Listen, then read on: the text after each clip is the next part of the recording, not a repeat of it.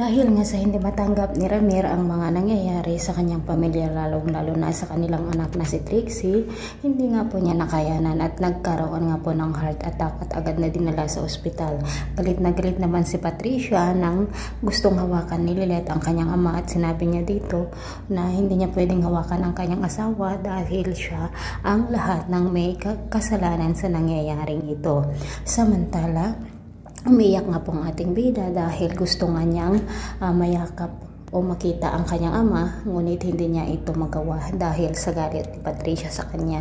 Tuluyan namang nakipaghiwalay si Bonnie kay Ira dahil nga sa pangmamaliit niya sa mga tao, lalong-lalo na kay Lilet.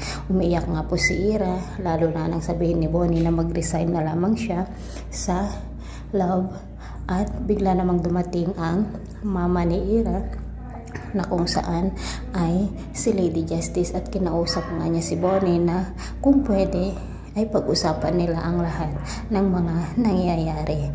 Tinulungan nga ni Bonnie si Lilet upang madilit ang scandal video ni Trixie at laking pasasalamat nga iyon ni Lilet.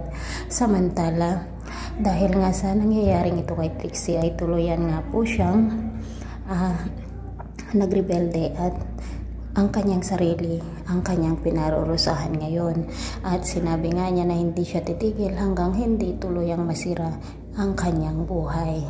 So mga kapuso, dahil nga po sa pangyayaring ito, ay sinisisi nga ni Lilet ang kanyang sarili dahil sa nangyayari sa kanyang half-sister.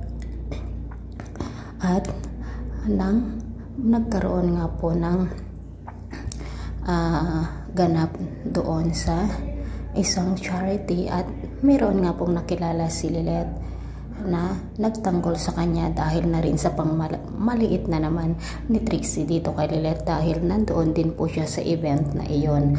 At sinabuyan nga ni Trixie ng cake si Lilet kasama na rin po ang matandang babae na ito. So sino kaya ang matandang babae na ito mga kapuso? Ito po ang mga dapat nating abangan dito lamang po sa Lilet Matcha sa Taon ni Agro. Thanks for watching. Bye bye.